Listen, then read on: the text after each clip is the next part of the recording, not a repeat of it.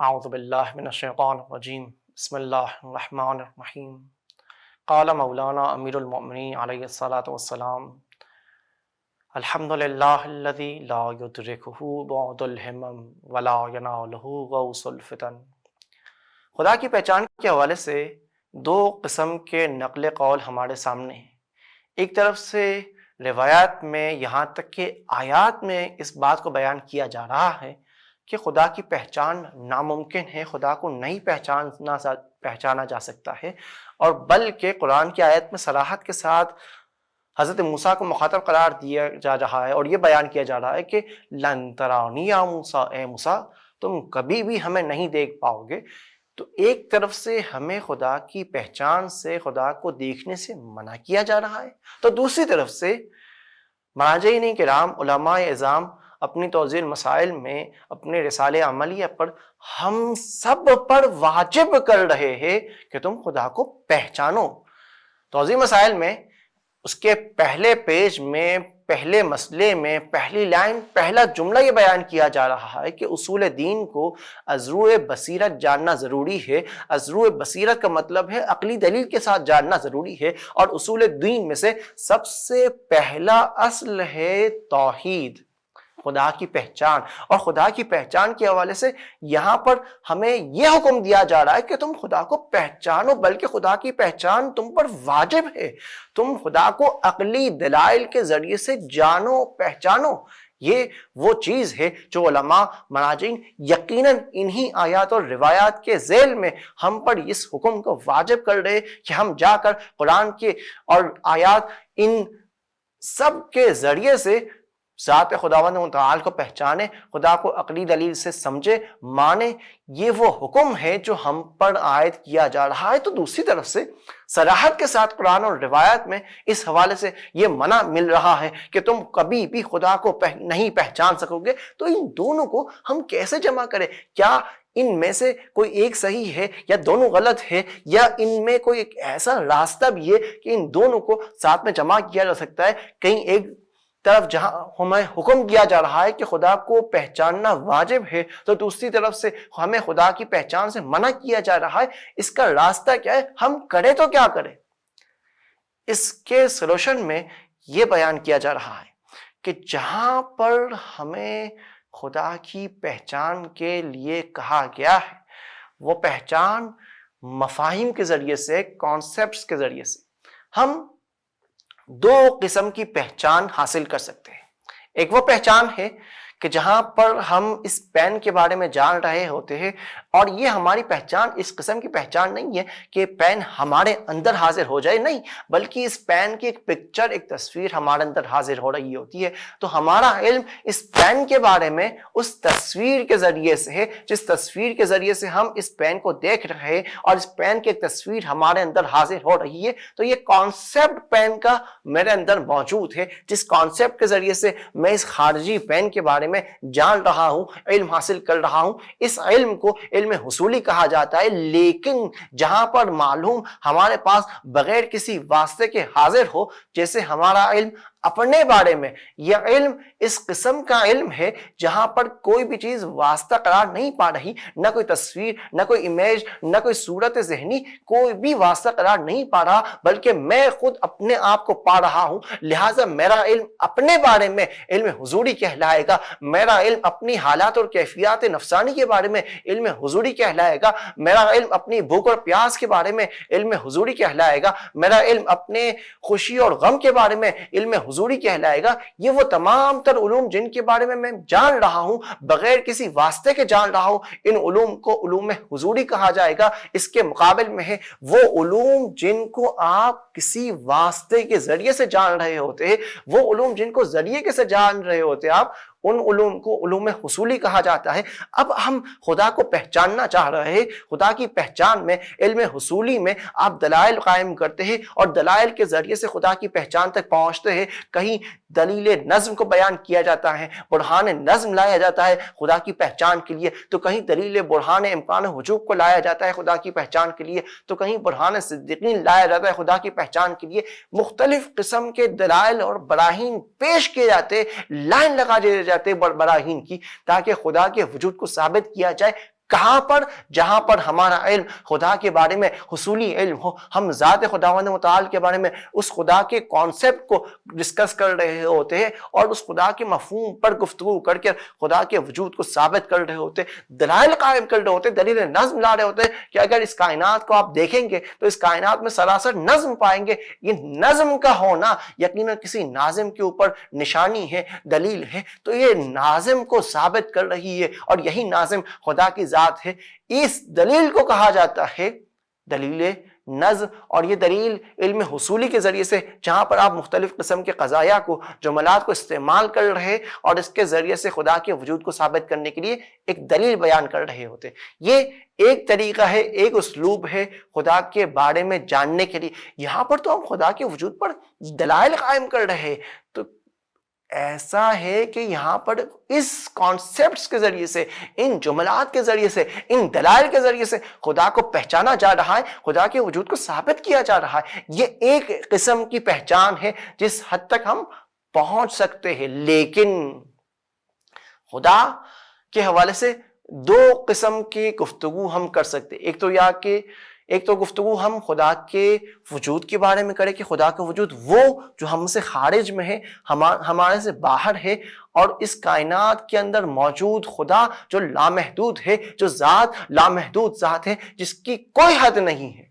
نہ صرف لامحدود ذات ہے بلکہ ساتھ ساتھ خدا کی ذات بسیط بھی ہے۔ بسیط کا مطلب یہ ہے کہ خدا کی ذات میں کسی قسم کی ترکیب نہیں پائی جا رہی، یعنی خدا کے حصے اور پارٹس نہیں کیے جا سکتے، کہ اگر خدا کے حصے اور پارٹس کیے جا سکتے ہوتے تو ہم خدا کے کسی ایک حصے تک رسائی حاصل کر سکتے تھے، خدا کے ایک حصے کی پہچان حاصل کر سکتے تھے، لیکن کیونکہ اب خدا کی ذات بسیط ذات ہے، خدا کی ذات لامحدود ذات ہے، اب اگر خدا کی ذات کو پہچاننا ہے، یا تو مکمل طور پر پہچانو یا تو ذرہ برابر پہچاننا ممکن نہ ہوگا۔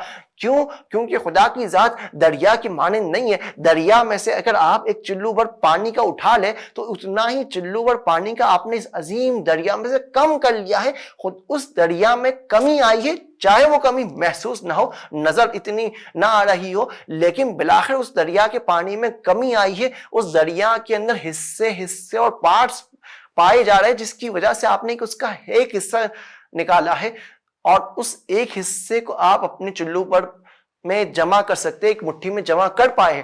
لیکن خدا کی پہچان اس حد تک بھی ممکن نہیں ہے کہ خدا کے اس عظیم وجود رکھنے کے باوجود بھی ہم خدا کے ایک حد تک کی پہچان تک پہنچ سکے، ایک حصے کو پہچان سکے۔ نہیں، خدا کے تو حصے ہی نہیں ہے، خدا کے تو پارٹس ہی نہیں ہے، خدا تو ایک بسیط ذات ہے، ایک لامحدود ذات ہے، تو ممکن نہیں خدا کے ایک حصے تک رسائی حاصل کی جا سکے اور خدا کے ایک حصے کو پہچانا جا سکے۔ اگر پہچاننا ہے تو مکمل پہچانو، نہیں پہچان سکتے تو ذرہ برابر نہیں پہچان سکتے۔ کس ذات کو؟ اس ذات کو جو ہم سے خارج ہے، جو خدا کا خارجی وجود ہے۔ وہ ایسا وجود ہے جس کو پہچاننا انسان کے لیے ناممکن ہے۔ اس انسان کے لیے، چاہے وہ انسان نبی ہو یا ولی ہو یا عام انسان ہو، ہر انسان کے لیے اس جہت سے کہ انسان محدود ہے اور ذات خداوندی لامحدود ہے، کہیں پر بھی ممکن نہیں ہے کہ محدود انسان اس لامحدود وجود پر احاطہ کر سکے۔ لہٰذا خدا کے وجود کو پہچاننا، اس پر احاطہ کرنا، خدا کے وجود کا مشاہدہ کرنا، یہ وہ پہچان ہے جو لامحدود ہونے کی وجہ سے، جو بسیط ہونے کی وجہ سے ہم اس سے عاجز ہے اور اس پہچان تک نائل نہیں آ سکتے۔ اس قسم کے شہود کو ہم حاصل نہیں کر سکتے، خدا کے وجود کو ہم احاطہ نہیں کر سکتے۔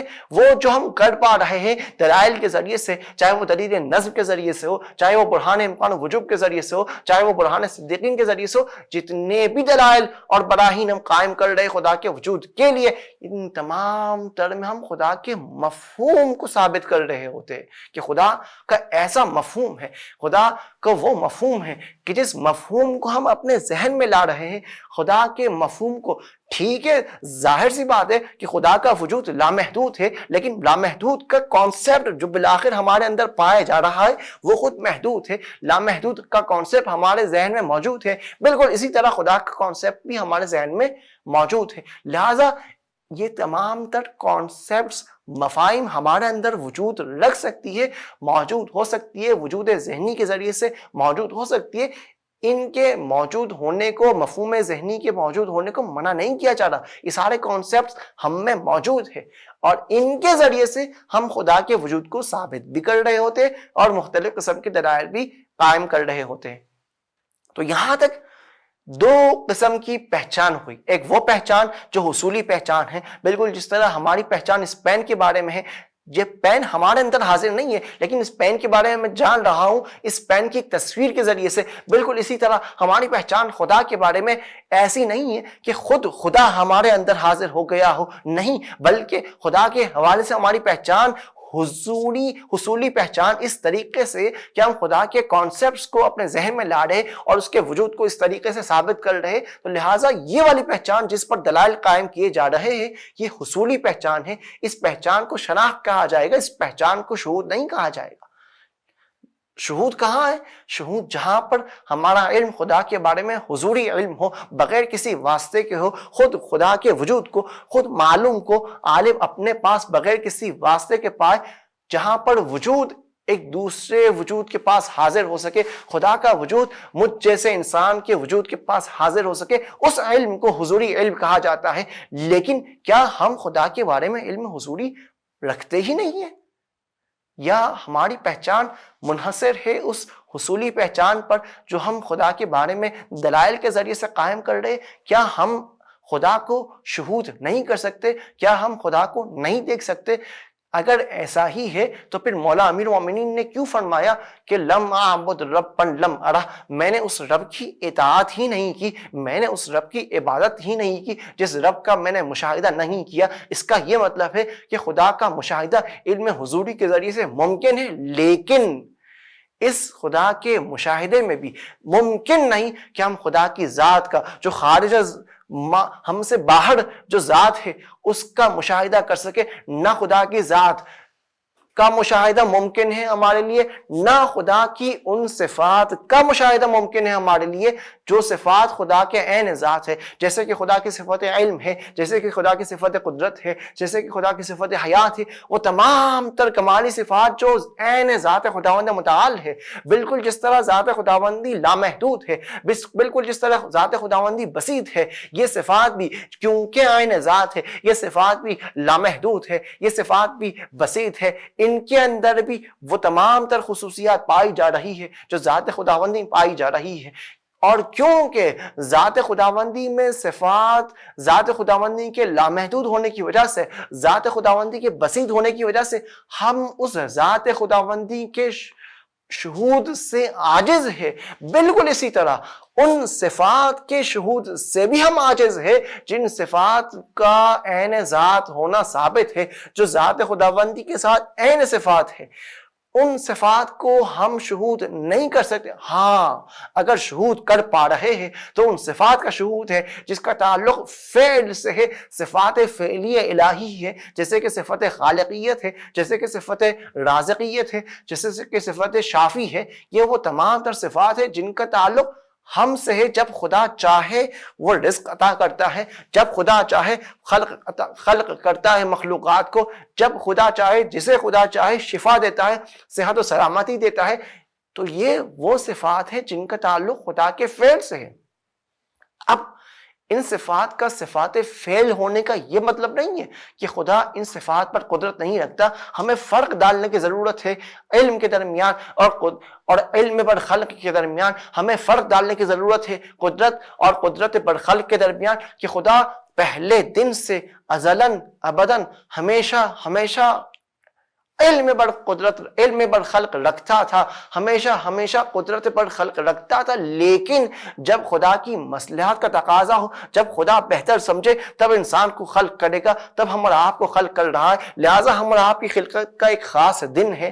اس سے پہلے خدا نے خلق نہیں کیا، اس کے بعد خدا نے خلق نہیں کیا. جبکہ خدا اس سے پہلے بھی قدرت پر خلق رکھتا تھا، اس کے بعد بھی قدرت پر خلق رکھتا تھا. لیکن خدا کی مصلحت کا یہ تقاضا تھا کہ ایک خاص دن میں، ایک خاص وقت میں آپ کی خلقت ہو. تو اس خلقت کا ایک خاص وقت میں ہونے کا یہ مطلب نہیں کہ خدا اس سے پہلے قادر نہیں تھا، اس سے پہلے عالم نہیں تھا. نہیں، بلکہ خدا اس سے پہلے عین علم بھی تھا، عین قدرت بھی تھا. لیکن ساتھ میں خدا حکیم بھی ہے. خدا کی حکمت کا جب بھی تقاضا ہو وہ حکمت اپنی ظاہر کرتا ہے، وہ اپنی خالقیت کو ظاہر کرتا ہے، وہ اپنے رازقیت کو ظاہر کرتا ہے، وہ اپنے شافی ہونے کو ظاہر کرتا ہے، وہ اپنے دیگر کمالی صفات جو صفات فعل ہیں ان کو ظاہر کرتا ہے. لہذا ان صفات کا ظہور ممکن ہے کہ کبھی کسی وقت میں ہو، کسی خاص وقت میں ہو، دیگر اوقات میں نہ ہو.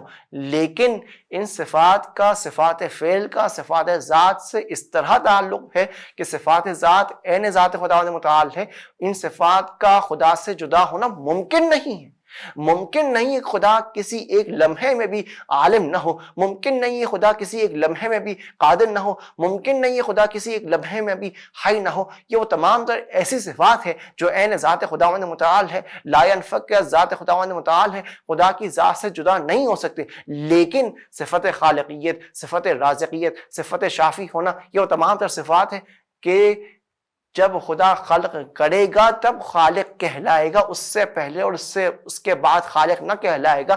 اس سے پہلے اور اس کے بعد خالق نہ کہلائے جانے کا یہ مطلب نہیں کہ خدا خلق ہی نہیں کر سکتا تھا. نہیں، خلق کر سکتا تھا، لیکن خدا نے یہ بہتر سمجھا کہ اس خاص وقت میں آپ کی خلقت ہو، ہماری خلقت ہو. لہٰذا خالق ہونا اور رازق ہونا یہ وہ صفات فعل ہے جن کو ہم علم حضوری کے ذریعے سے پا رہے ہوتے ہیں.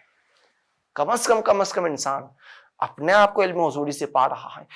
بالکل جس طرح انسان اپنے آپ کو علم حضوری سے پا رہا ہے، اس سے پہلے کہ انسان اپنے آپ کو علم حضوری سے پائے، اپنے خالق کے وجود کو علم حضوری سے پا رہا ہوتا ہے. کہ اگر میں ہوں تو اس کا مطلب ہے کہ میرے وجود سے قبل میرے خالق کا وجود ضروری ہے، ورنہ میں موجود ہی نہ ہوتا. اور یہ وہ پہچان ہے، یہ وہ حضوری پہچان ہے، یہ وہ حضوری شہود ہے جس کو ہم میں سے ہر ایک حاصل کر رہا ہوتا ہے. یہ وہ حضوری پہچان ہے جس تک ہم میں سے ہر ایک نائل آ رہا ہے کہ ہم خدا کو بیل میں حضوری پا رہے ہیں. کیونکہ ہم اپنی خلقت میں خدا کے محتاج ہیں، ہم اپنے رزق میں خدا کے محتاج ہیں، ہم اپنے صحت و سلامتی میں خدا کے محتاج ہیں. ہم اپنے محتاجی کو پا رہے ہیں. جہاں پر ہم اپنے محتاج ہونے کو علم حضوری سے پائے، وہاں پر اس طرف احتیاج جس کے ہم محتاج ہیں اس کو بھی علم حضوری ہم پائیں گے. یعنی بالکل جس طرح ہم اپنے مخلوق ہونے کو پا رہے ہیں، بالکل اسی طرح مخلوق ہونے سے قبل ہم خالق کو پا رہے ہوتے ہیں. ہم اپنے آپ کو مرزوق پا رہے ہیں کہ ہم رزق الہی کھا رہے ہیں. تو جس طرح ہم اپنے آپ کو رزق لیتے ہوئے پا رہے ہیں، اسی طرح ہم رازق کو پا رہے ہوتے ہیں. جس طرح ہم اپنے آپ کو علم حضوری سے پا رہے ہیں، ہم اپنے محتاج ہونے کو پا رہے ہیں، اسی طرح ہم اس کو بھی پا رہے جو ہماری اس ضرورت اور احتیاجی کو دور کر رہا ہے اور ہماری اس محتاجی کو دور کر رہا ہے.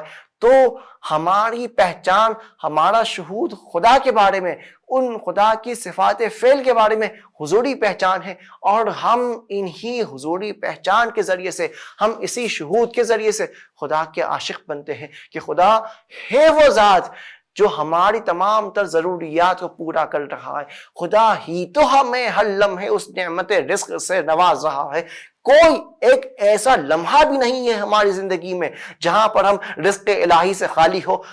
خداوند متعال کی نعمتوں کی بارش ہے، اور اس بارش کو، اس نعمتوں کے اور رحمتوں کے نزول کو اگر ہم دیکھ لے اور اس کی طرف متوجہ ہو جائے تو انسان اس اپنے رب کا، اپنے خالق کا، اپنے رازق کا عاشق اور محب بن جائے گا، اس سے محبت کرنا شروع کرے گا، اس سے طلب کرنا شروع کرے گا۔ اور جو انسان جتنا اپنے آپ کو محتاج تر پاتا جائے گا وہ اتنا ہی زیادہ اپنے اس طرف احتیاج سے، اس ضرورت کو پورا کرنے والے سے، اس محتاجی کو پورا کرنے والے سے طلب کرنا شروع کرے گا۔ اور جو جتنا اپنے آپ کو محتاج تر پاتا جائے گا اس کے سے وجودی میں، اس کے ظرف وجود میں وسعت آتا جائے گا۔ انسان اپنے شہود کے لیول کو، اپنے حضوری، علم حضوری کے درجے میں کس طرح اضافہ کر سکتا ہے؟ وہ اس طرح اضافہ کر سکتا ہے کہ انسان اپنے آپ کو پہچانے۔ من عرف نفسہ فقط عرف ربہ، جو جس قدر انسان اپنے آپ کو پہچانتا جائے گا،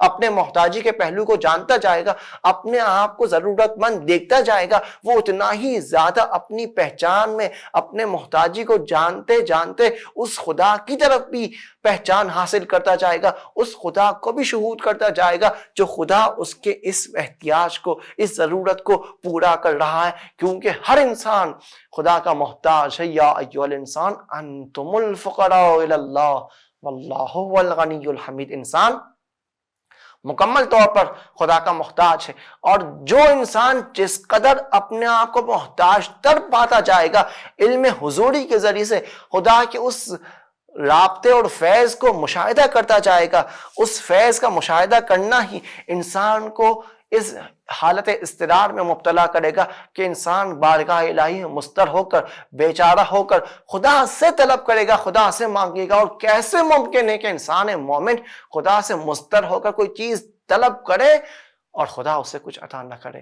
ممکن نہیں ہے انسان یہ ذکر اپنی زبان پر جاری کرے کہ امن یجیب المضطر اذا دعا ویکشف السوء، کہ خدا کی بارگاہ میں انسان طلب کرے، اپنے احتیاج کو، اپنے محتاج ہونے کا تذکرہ کرے، اور پھر خدا کی جانب سے کوئی جواب نہ آئے، خدا اس کی ضرورت پورا نہ کرے۔